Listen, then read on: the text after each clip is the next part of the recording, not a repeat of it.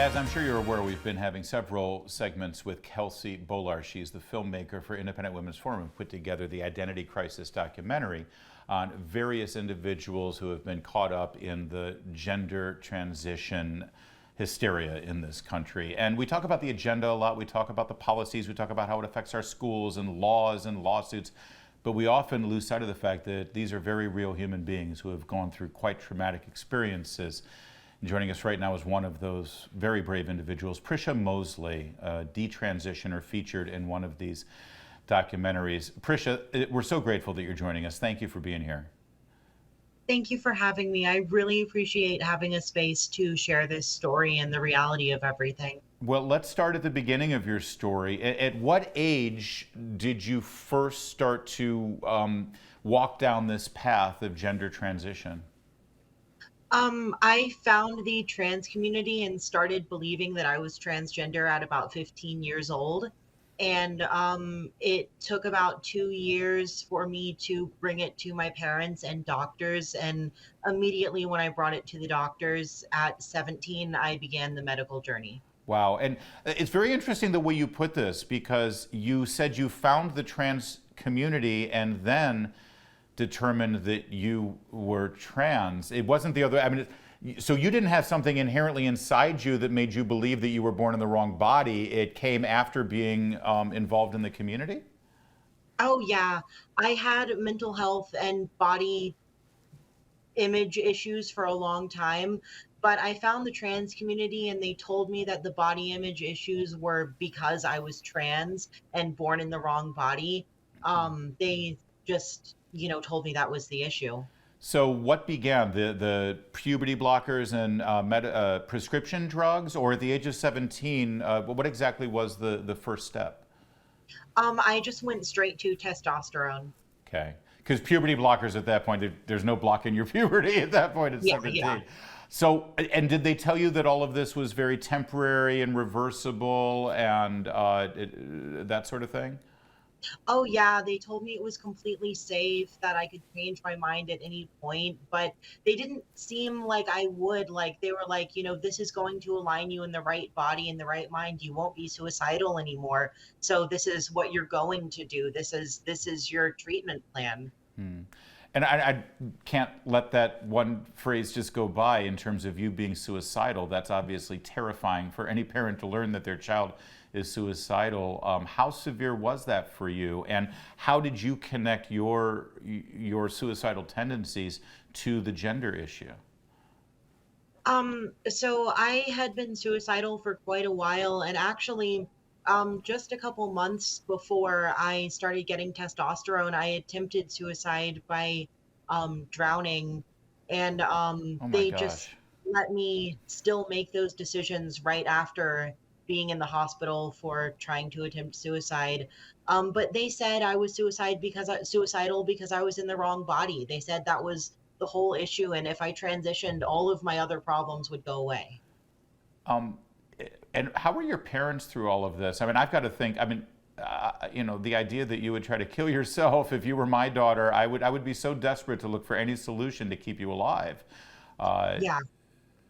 That's exactly how they felt, and they were told, you have to transition your child, or they will kill themselves. He will kill himself if you don't transition them. If you're not affirming them, you're leading them down the path of suicide. Like, they were told I would kill myself if I wasn't treated for being trans. Uh, Up until this point now, because we haven't gotten to the surgical procedure yet, up until this point, was there any adult, any grown up, any person in authority who offered a second opinion or maybe a different perspective on what you were going through, Prisha? My mother she was against it, but she was having her own struggles and had made some choices I didn't agree with, so I just didn't listen to her, Okay. being a teenager. Right. Um, but there honestly wasn't like a lot of pushback.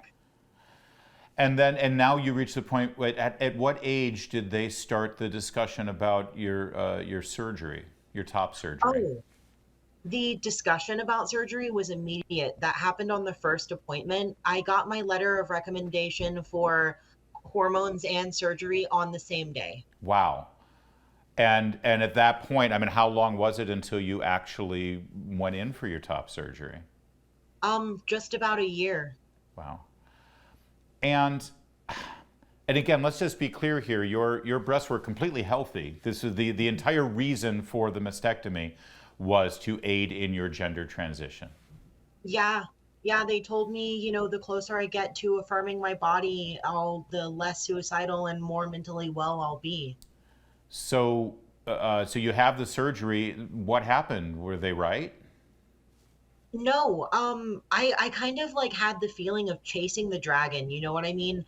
Like at first it was hormones and I was excited to start hormones and then that didn't make me not suicidal.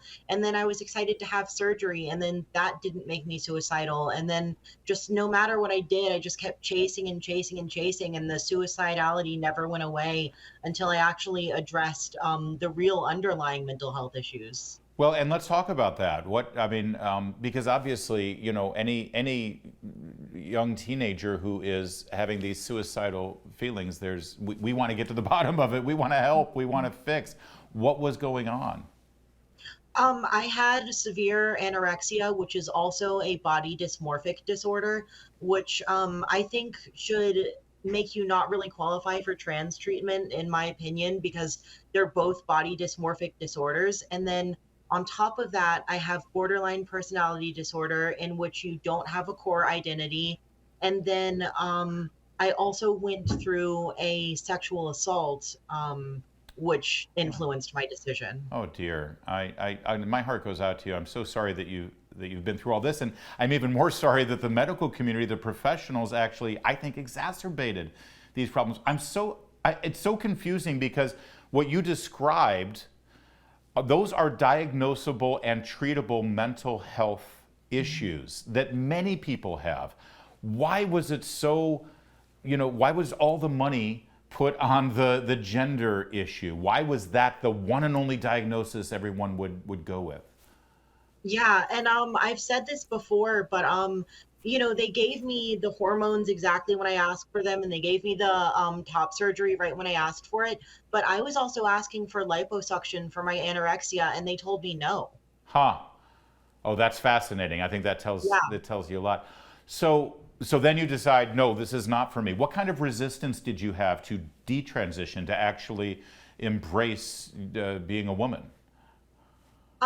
I mean, I had to get out of denial first, you know what I mean? And then when I did, I just started being honest and living as myself. And I've lost a lot of friends. All my trans friends are against me, and trans strangers are against me now too. Like they just hate me. And I think it's because I poke a hole in the narrative. Like Yeah. I'm not just glorifying it. Um, but yeah, I get a lot of just hate. Well, I hope you're also getting a lot of support and love, and I hope that you recognize that your courage in coming out and telling your story is helping every single day. I bet you're helping young girls who are on the verge of walking down the same path. I wish we had more time.